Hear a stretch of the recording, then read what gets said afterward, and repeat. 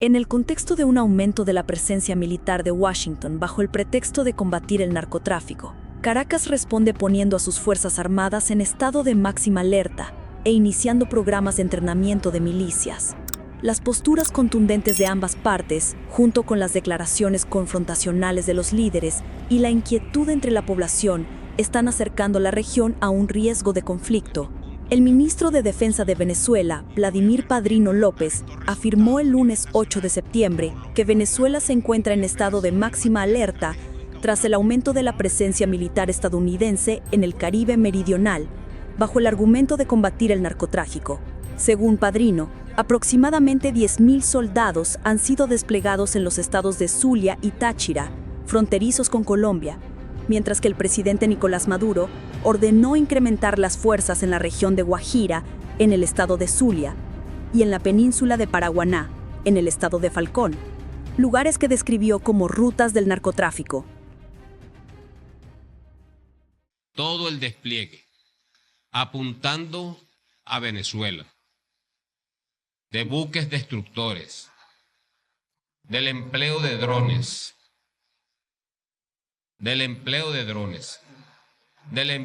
helicópteros levantados, decolados desde las mismas cubiertas de los buques. Todo eso lo estamos observando desde aquí, desde Venezuela. Lo estamos observando porque es un pueblo que está vigilante, está alerta, no está asustado, no tiene miedo, pero está en permanente alerta. Vigilante, repito, de toda situación que pueda atentar contra nuestra seguridad física y contra nuestra soberanía, para impedir el hegemonismo unipolar de los Estados Unidos. Estamos haciendo un trabajo serio, para alistar al país, para preparar al país. Más amenaza, más preparación. Más amenaza, más preparación. El mismo 8 de septiembre, el secretario de Defensa de Estados Unidos, Pete Hegseth, visitó un buque naval estadounidense frente a las costas de Puerto Rico. Acompañado por el presidente del Estado Mayor Conjunto, Dan Kane, Hegseth destacó ante los marineros y marines a bordo que no fueron enviados al Caribe para entrenar, sino que están en la línea del frente de una operación antidrogas. Según las agencias de noticias Reuters y AFP, Estados Unidos ha desplegado 10 cazas F-35 adicionales en Puerto Rico para llevar a cabo operaciones antidrogas, además de los 8 buques navales que ya operan en la región. La gobernadora de Puerto Rico, Jennifer González, expresó su apoyo al ejército estadounidense en la lucha que Washington libra para prevenir y limitar el narcotráfico originado en Venezuela. Además, respaldó las acusaciones de la Casa Blanca contra el gobierno de Nicolás Maduro, al afirmar que el gobierno venezolano forma parte del Cartel de los Soles y es responsable de introducir drogas peligrosas en Puerto Rico. González advirtió que el ingreso de estas sustancias ilícitas ha incrementado significativamente la violencia, convirtiéndose en un grave problema para la seguridad pública. En un video de 55 minutos, la gobernadora también celebró el despliegue de los 10 cazas F-35 en una base aérea militar en Puerto Rico. Sus declaraciones reforzaron el argumento que justifica la creciente presencia militar estadounidense en la región, especialmente tras un reciente ataque a una embarcación presuntamente vinculada al narcotráfico. Por su parte, el presidente Nicolás Maduro anunció que ordenó un despliegue para fortalecer las operaciones en la zona de paz binacional con Colombia y el Frente Caribe, en un mensaje publicado en Telegram. Subrayó: esta movilización tiene como principal objetivo proteger la soberanía nacional, la seguridad del país y la lucha por la paz. La vicepresidenta de Venezuela, Delcy Rodríguez, expresó dudas sobre las verdaderas intenciones de Estados Unidos al desplegar buques de guerra cerca de las costas venezolanas bajo el pretexto de combatir el narcotráfico. En una rueda de prensa en Caracas, Rodríguez destacó que las principales rutas de transporte de cocaína pasan por el Pacífico, no por el Caribe, donde Estados Unidos está incrementando su presencia militar. ¿Cómo puede existir el cartel de los soles si aquí no hay droga, si aquí no se organizan, si aquí no hay acopio? Una operación más de propaganda contra Venezuela, para criminalizar al gobierno legítimo de Venezuela. Pero siempre se dice que la mentira tiene patas cortas. Esos barcos que hoy pretenden amedrentar a Venezuela deberían estar allí en el Pacífico, si es que ellos quisieran de verdad combatir y evitar que llegue la cocaína a los Estados Unidos de Norteamérica. Deberían estar colocados allí. En un concepto también erróneo e ilícito, que es usar barcos de guerra para combatir un delito común. Pero bueno, tienen un problema de ubicación de GPS. Están donde no deberían estar. Tienen que calibrar el GPS e irse para el Pacífico si no quieren que llegue la cocaína a los Estados Unidos de Norteamérica. Primero que nada, un saludo. Estamos listos y prestos. ¿Para qué? Para defender a Venezuela, para defender la paz, para defender la integridad de nuestro territorio, para defender el futuro de nuestros hijos, de nuestras hijas, para defender la felicidad social, para defender el crecimiento económico. Estamos listos. Venezuela está lista. Y esperamos que cesen ya estas mentiras. Y esperamos que el gobierno de los Estados Unidos actúe con seriedad y con mesura. Y en apego al derecho, tanto de su país como al derecho internacional. Según el Informe Mundial sobre la Cocaína, 2023, de la Oficina de las Naciones Unidas contra la Droga y el Delito, basado en datos de la DEA, el 74% de la cocaína procedente de América del Sur es transportada por vía marítima a través del Pacífico, lo que la convierte en una ruta mucho más importante que el Caribe. La tensión entre Venezuela y Estados Unidos aumentó después de que el presidente estadounidense, Donald Trump, anunciara una nueva estrategia en la lucha contra las drogas. El presidente venezolano, Nicolás Maduro, acusó a Washington de intentar un cambio de régimen. Al ser preguntado por un periodista sobre esta acusación el viernes 5 de septiembre, Trump respondió: "No hablamos de eso, pero hubo una elección, y fue una elección muy extraña, por decirlo suavemente". CNN, citando fuentes familiarizadas con los planes del gobierno estadounidense, reveló que el presidente Donald Trump está considerando opciones para llevar a cabo ataques militares contra los cárteles de drogas que operan en Venezuela, incluida la posibilidad de realizar bombardeos en territorio de esta nación sudamericana. Cuando un periodista en la Casa Blanca le preguntó si consideraría ordenar ataques contra cárteles dentro del territorio venezolano, Trump respondió: "Ya lo sabrán". En este contexto, muchos ciudadanos venezolanos expresan preocupación por la posibilidad de una intervención militar, reflejando el temor ante la perspectiva de un conflicto y la inestabilidad en esta nación sudamericana. A pesar de la incertidumbre, la vida cotidiana en Venezuela continúa. No saben si mañana van a amanecer vivos, si hay un bombardeo, si es una manera, digamos, diría yo, de manera irresponsable, ¿verdad? Porque la gente queremos estar todos en paz.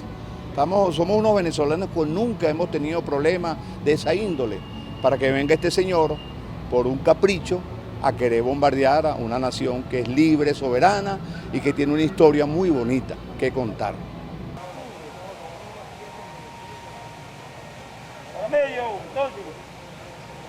No queremos guerra, nosotros no estamos guerreando con nadie, además nosotros nunca, en mi edad, yo no he vivido guerras. Lo que pasa es que eso como que es el alimento principal de ellos, bueno, allá ellos por allá.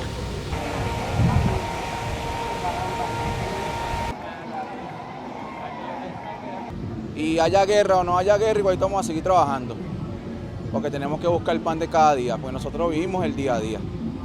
Pero y a la final, pase lo que tenga que pasar, igualito vamos a pelear por nuestro país. No soy ni de un lado político opositorio ni del lado político chavista, sino que si yo no trabajo, no como. El presidente Nicolás Maduro anunció un programa de entrenamiento para civiles y la creación de la Unidad de Milicias de Combate Comunitaria para fortalecer la capacidad defensiva del país ante lo que llamó máxima presión de Estados Unidos. Días después, esta iniciativa se materializó. En un campo de entrenamiento a unos 30 minutos de Caracas, más de 300 jóvenes se reunieron para participar. Ubicado entre montañas, aislado de la ciudad, el campo se llenó de actividad con ejercicios tácticos y entrenamiento de combate acuático. Todo el mundo pensaba que era un campamento normal, pero este es un campamento de formación, disciplina y demostración a todos esos pitiyanquis que de verdad aquí no van a pasar, y aquí está la juventud que va a seguir en vanguardia socialista y revolucionaria. Represento a la clase obrera trabajadora del país y estamos acostumbrados a estar siempre al frente, en la vanguardia. Represento los cuerpos combatientes y estamos preparados. Para muchos de los jóvenes reclutas, participar no solo implica entrenarse para la defensa, sino también proteger su forma de vida.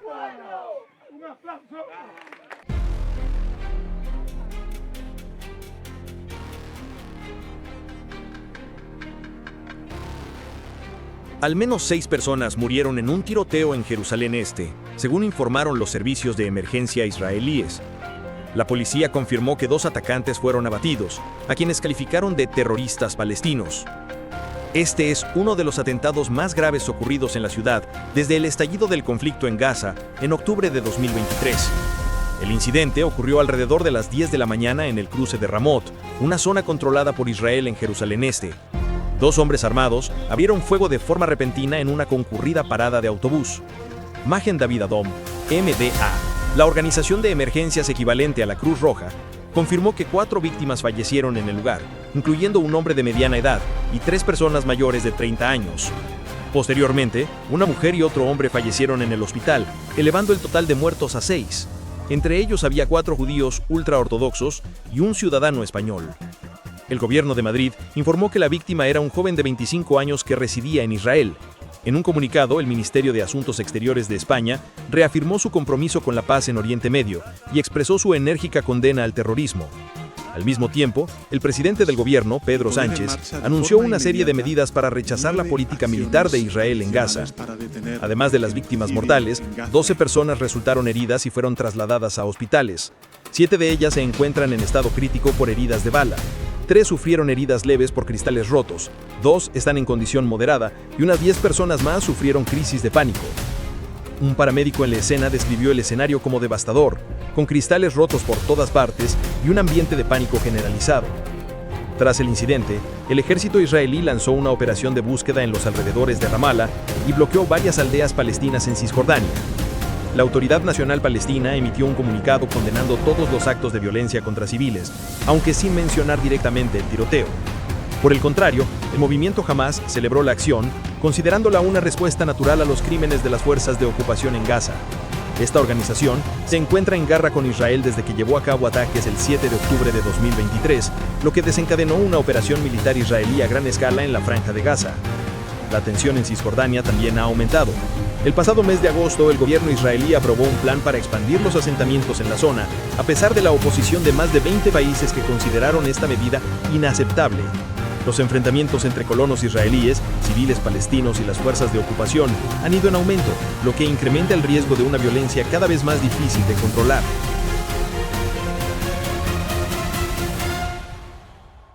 Por eso quiero enviar un mensaje a los residentes de Gaza. Escuchen con atención. Han sido advertidos. Váyanse de inmediato.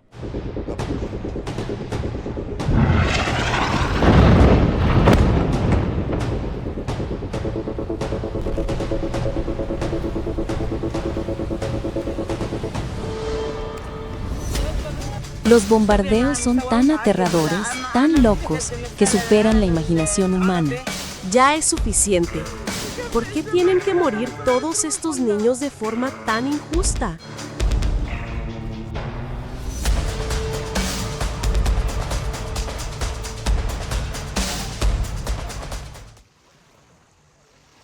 Mientras los esfuerzos internacionales para llevar ayuda humanitaria a Gaza enfrentan serios contratiempos en el mar de Túnez, con informes contradictorios sobre un ataque con drones a un barco de la flotilla Global Sumut, la situación en la Franja de Gaza e Israel sigue intensificándose hora tras hora.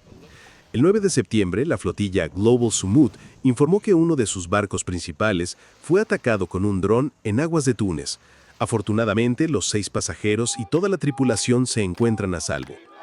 Según el comunicado, el barco, que navegaba bajo bandera portuguesa y transportaba al comité directivo de la flotilla, sufrió graves daños debido a un incendio que se propagó en la cubierta principal y la bodega de carga. La GSF destacó que se trata de una iniciativa internacional para llevar ayuda humanitaria a Gaza a través de barcos civiles, con la participación de delegaciones de 44 países. Sin embargo, un portavoz de la Guardia Nacional de Túnez declaró a la emisora Mosaic FM que la información sobre un ataque con drones carece de base factual. Afirmó que las inspecciones iniciales indican que la explosión provino del interior del barco. Es lamentable, pero nos vemos obligados a informar al mundo que nuestra misión humanitaria y solidaria, no violenta hacia Gaza, destinada a romper el bloqueo y abrir un corredor de ayuda, ha sido atacada una vez más. El grupo a bordo detectó un dron que se aproximó, sobrevoló el barco, se dirigió a la proa y luego lanzó un dispositivo explosivo que provocó un incendio. La tripulación hizo esfuerzos para controlar y extinguir el fuego. Lamentablemente, debemos anunciar que el barco, cargado con ayuda humanitaria, medicinas y alimentos para los niños hambrientos de Gaza, fue atacado y se ha visto obligado a detenerse temporalmente. Aún es demasiado pronto para afirmar quién es el propietario de estos drones, pero lo sabemos muy bien. No hace falta ser un mago ni especular demasiado para saber quién ha estado atacando durante mucho tiempo las misiones humanitarias hacia Gaza, quién ha asesinado a trabajadores humanitarios, personal médico, de las Naciones Unidas, de Defensa Civil y también a periodistas en una campaña de genocidio. Por lo tanto, no es difícil identificar a los culpables y a aquellos a quienes sirven estos drones. Un testigo de Reuters informó que, tras el ataque, decenas de personas se reunieron frente al puerto de Sidi Brusaid en Túnez, donde están anclados los barcos de la flotilla, ondeando banderas palestinas y gritando «Liberen Palestina». Israel ha impuesto un bloqueo naval en esta zona costera desde que Hamás tomó el control de Gaza en 2007, afirmando que busca prevenir la llegada de armas a este grupo militante. Los ataques aéreos israelíes en varios puntos de la Franja de Gaza desde la madrugada del 7 de septiembre han causado la muerte de 62 personas, con 49 decesos reportados en el norte de Gaza y la ciudad de Gaza, según declaraciones de las autoridades sanitarias en Gaza. Entre los lugares atacados se encuentra una escuela en la ciudad de Gaza que servía como refugio para personas desplazadas. Unas horas después de que Israel declarara que intensificaría los ataques aéreos contra la ciudad de Gaza, el primer ministro israelí, Benjamin Netanyahu, emitió advertencias significativas. Él indicó que las fuerzas están organizándose y concentrándose en la ciudad de Gaza para llevar a cabo una maniobra terrestre después de haber demolido 50 torres en 2 días. Hace unos días les prometí que destruiríamos las torres terroristas en Gaza, y efectivamente, eso es exactamente lo que está ocurriendo. En los últimos días, nuestra Fuerza Aérea ha demolido 50 torres. Sin embargo, esto es solo el comienzo, o como se dice, el preludio de una operación mayor, la maniobra terrestre de nuestras fuerzas, que ahora se están agrupando y preparando para entrar en la ciudad de Gaza. Por eso, quiero enviar un mensaje a los residentes de Gaza. Escuchen con atención. Han sido advertidos. Váyanse de inmediato. Hoy es un día difícil en nuestra guerra contra el terrorismo.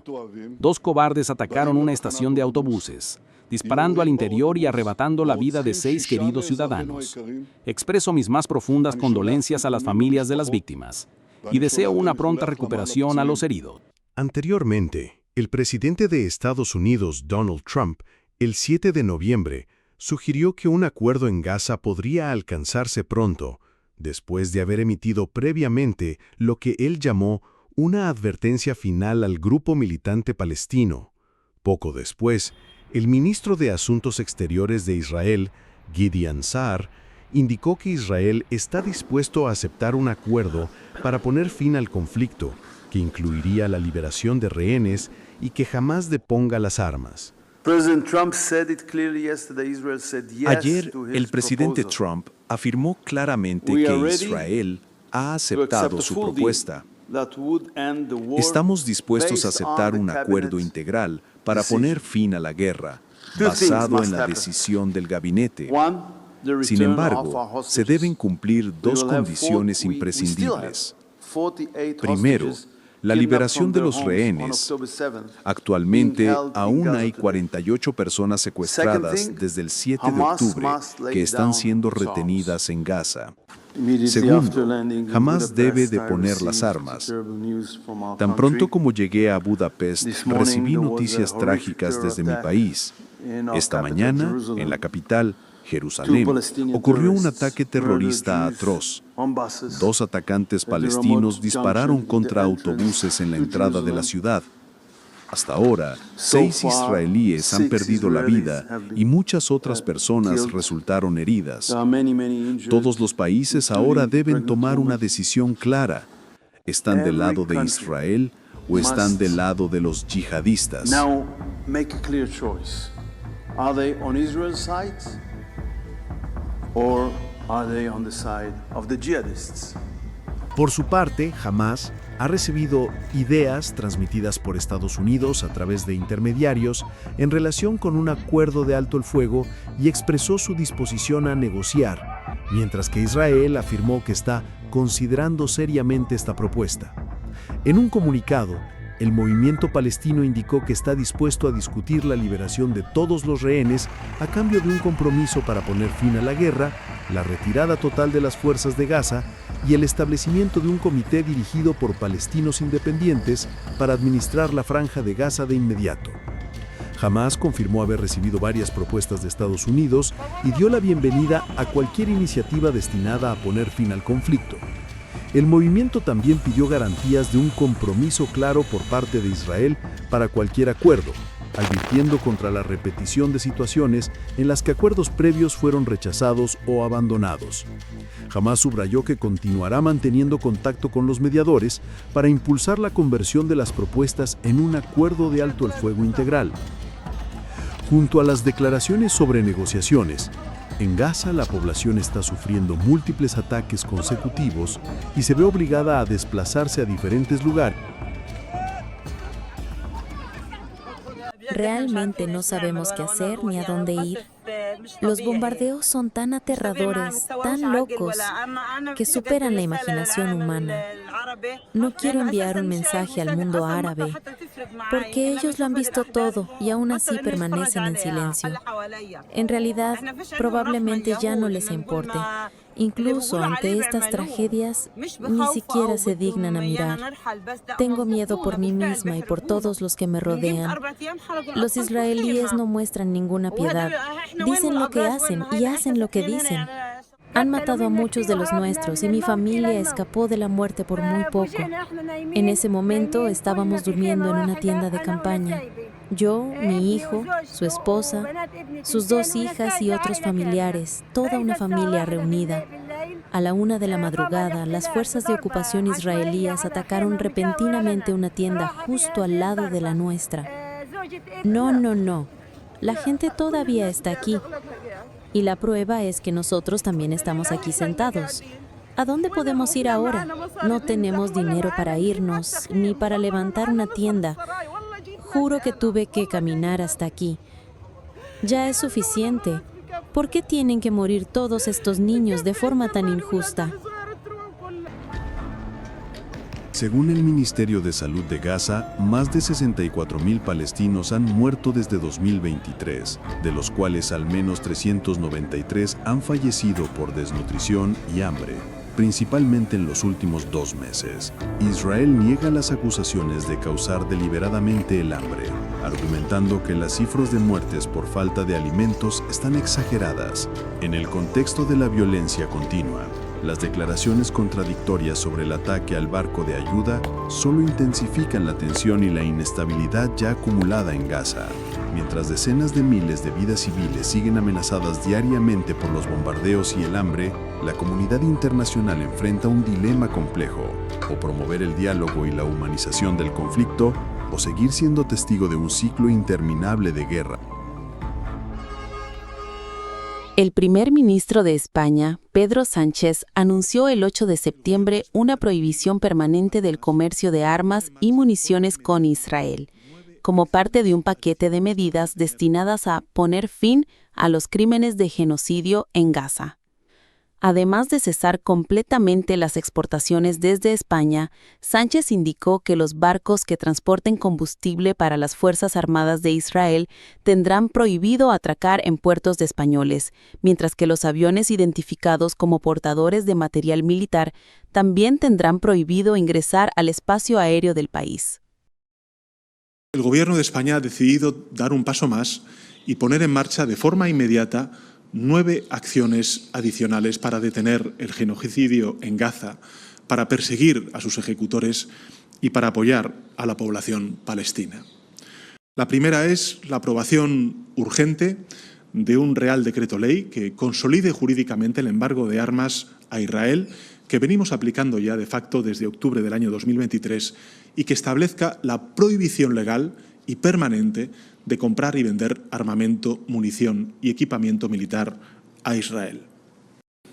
Junto con este embargo, la prohibición del tránsito por parte o por puertos españoles a todos los barcos que transporten combustibles destinados a las Fuerzas Armadas israelíes.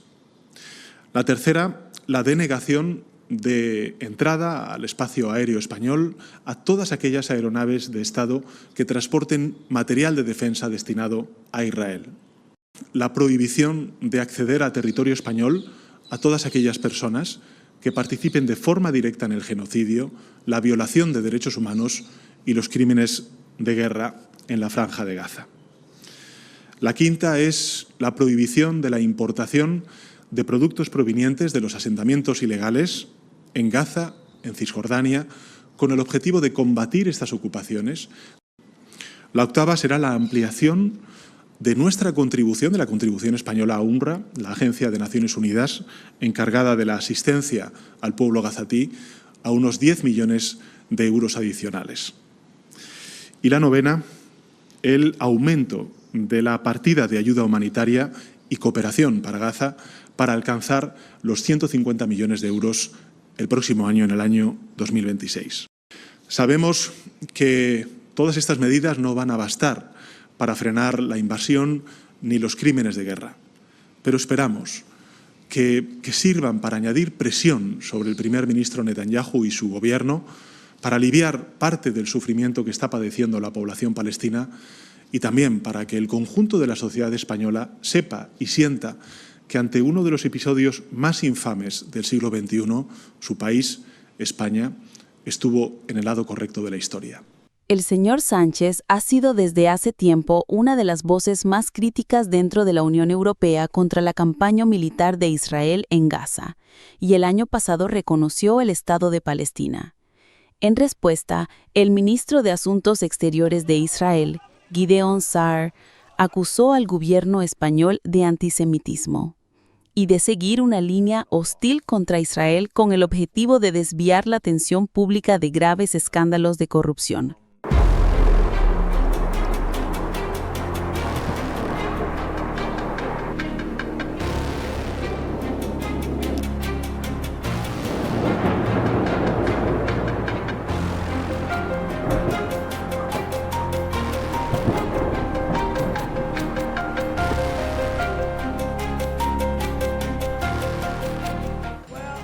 Bueno, nadie es más duro con Rusia que yo, lo saben. Eso incluye el gasoducto Nord Stream 2 y muchos otros temas. Pero no estoy satisfecho. No estoy satisfecho con toda la situación.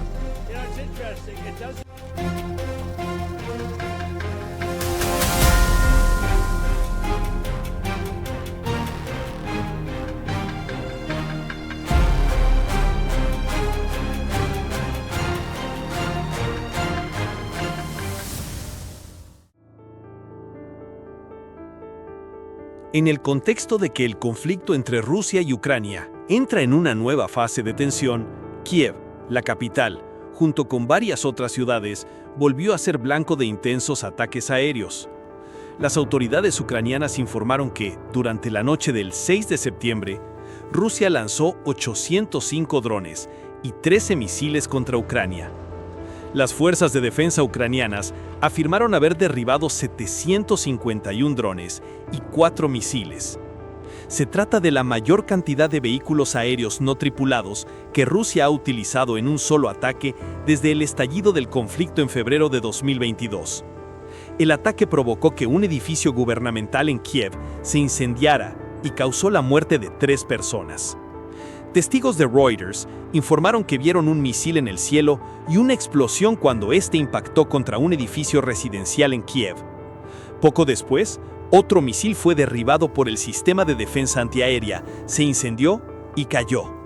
Según la Agencia Estatal de Emergencias, 18 personas resultaron heridas y varios incendios estallaron en toda la ciudad tras el ataque. La ofensiva a gran escala de Rusia tuvo lugar en un contexto en el que más de 20 países europeos se comprometieron a supervisar un acuerdo de paz entre Rusia y Ucrania, una vez finalizadas las hostilidades, con algunos países dispuestos a desplegar tropas sobre el terreno. Inmediatamente después del ataque, el presidente de Ucrania, Volodymyr Zelensky, pidió apoyo a sus aliados tras el lanzamiento. Según él, los ataques causaron daños en el norte, sur y este del país, incluyendo las ciudades de Zaporizhia, Kryvyi Rih y Odessa, así como las regiones de Sumy y Chernihiv.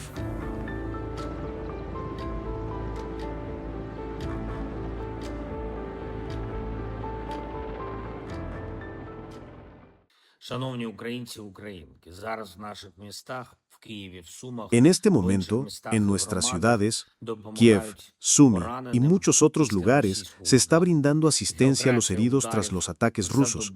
En el último día, el alcance de los ataques se ha extendido desde Kiev, Sumy, Kremenchuk, Odessa, Dnipro, Kryvyi Rih, hasta Zaporizhia. En Kiev, las labores de limpieza de escombros continúan y es posible que aún haya cuerpos bajo los restos. El edificio del gabinete de ministros también ha resultado dañado. Hasta ahora, más de 40 personas en todo el país han resultado heridas, de las cuales 20 casos se registran en Kiev. Quiero expresar mis más profundas condolencias a las familias y seres queridos de las víctimas que han perdido la vida. Lo importante hoy es que hemos visto una respuesta contundente de nuestros socios ante este ataque. Está claro que Rusia busca infligir más dolor a Ucrania con ataques más audaces. Esto es una señal de que Putin está poniendo a prueba al mundo, si la comunidad internacional lo aceptará o lo tolerará. Por eso, es esencial que las declaraciones de líderes, países y organizaciones vayan acompañadas de acciones concretas. Sanciones contra Rusia, sanciones a individuos involucrados, impuestos estrictos y restricciones comerciales. Deben sentir realmente las pérdidas. Esa es la única forma de persuadirlos. Al mismo tiempo, necesitamos fortalecer nuestra capacidad de ataque de largo alcance. Putin no quiere negociar. Está claro que lo está evitando. Por lo tanto, que Rusia enfrente una escasez de combustible y otras dificultades económicas es una respuesta lógica a su negativa a un alto al fuego o a reunirse a nivel de líderes. Según un informe de AP News, el Ministerio de Defensa de Rusia afirmó que el objetivo del ataque se limitó únicamente a instalaciones militares, incluidas ubicaciones de ensamblaje de drones y centros logísticos, lo que implica un rechazo a la idea de que la operación estuviera dirigida contra áreas civiles. Al comentar sobre el ataque en Ucrania, el enviado especial de Estados Unidos, Keith Kellogg, indicó que esto representa una escalada en el conflicto. Además, según él, este ataque no es una señal de que Rusia desee poner fin a esta guerra mediante la diplomacia. Por parte del presidente Trump, él indicó que no está satisfecho con el gran ataque aéreo de Rusia. Además, informó que los líderes europeos visitarán Estados Unidos los días 8 y 9 de septiembre para discutir formas de resolver el conflicto entre Rusia y Ucrania. Rusia llevó a cabo un ataque bastante grande contra Ucrania el fin de semana pasado. Lo sé todo. Usted siempre dice que su relación con el presidente Putin es muy buena, pero él parece no estar cumpliendo con lo que usted quiere. ¿Eso hace que confíe menos en él? Bueno, nadie es más duro con Rusia que yo. Lo saben. Eso incluye el gasoducto Nord Stream 2 y muchos otros temas. Pero no estoy satisfecho. No estoy satisfecho con toda la situación. Es interesante que no nos afecte directamente porque no son nuestros soldados, pero están perdiendo gente. Les dije el número de 5.000. Ahora han perdido hasta 7.000 soldados por semana, entre Ucrania y Rusia. Es un desperdicio terrible de la humanidad. Así que no me interesa en absoluto lo que está pasando. Les digo la verdad, creo que se resolverá. He resuelto 7 guerras. He dicho que esta podría ser la guerra más fácil de resolver de todas, pero en la guerra nunca se sabe qué puede pasar. Sin embargo, creo que lo resolveremos, pero no estoy satisfecho con ellos. No estoy satisfecho con nada relacionado con esa guerra. Es simplemente un desperdicio terrible de la gran humanidad. ¿Cuál cree que es el mayor obstáculo para un acuerdo de paz en Ucrania? ¿Cuál cree que es el mayor obstáculo actualmente para un acuerdo de paz? Bueno, veremos. Hay algunas discusiones muy interesantes. Lo saben, Europa, algunos líderes europeos vendrán a nuestro país el lunes o el martes, uno por uno. Y creo que lo resolveremos. Tenemos que hacerlo. No se puede permitir perder. Lo saben, cuando se pierden de 5.000 a 7.000 soldados por semana sin razón, hay que resolverlo. Muy pronto, en los próximos días. Oye, lo haremos. La situación entre Rusia y Ucrania, lo haremos. Estoy confiado en que lo haremos. Tras el gran ataque ruso del 7 de septiembre, algunos residentes de Kiev expresaron preocupación porque los ataques están dirigidos a edificios residenciales. Por el contrario, otros afirmaron que el ataque no tiene un carácter simbólico, como Rusia podría presentarlo, y que solo señala la necesidad urgente de más armas y apoyo para Ucrania. Cada nuevo ataque es más audaz que el anterior, y el hecho de que los restos de un dron Shahed interceptado o incluso el propio dron hayan impactado en una zona gubernamental es otra prueba de que Rusia no tiene intención de detenerse. Eso me asusta, pero lo que me aterra aún más es que están atacando edificios residenciales y la gente está muriendo. No me sorprende que apunten a cualquier cosa que puedan ver. Creo que no había nadie dentro por la noche. Tal vez guardias, pero creo que encontraron refugio. Si continúan con ataques como estos durante el día, sería una señal muy alarmante.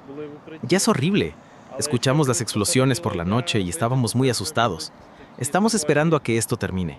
Los líderes mundiales se reúnen para encontrar una solución, pero en realidad nada cambia. Por el contrario, la situación está empeorando.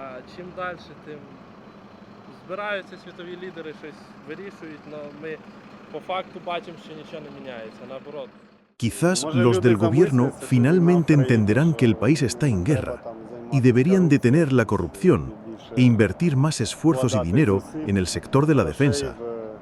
Y quizás entonces habría menos ataques. Seguirán atacando mientras tengan la capacidad de hacerlo. Solo cuando nos proporcionen suficientes misiles y cuando el mundo obliga a China a dejar de comprar recursos energéticos a Rusia para que no tengan más dinero, si no, no pasará nada bueno. Quizás piensen que atacar un edificio gubernamental tiene un valor simbólico, pero no cambiará la disposición de los ucranianos para defender su país.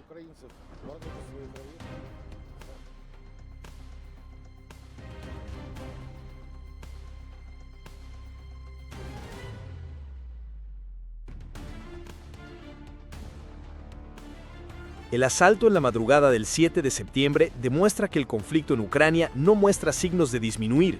Por el contrario, está entrando en un vórtice más peligroso con una escala e intensidad cada vez mayores.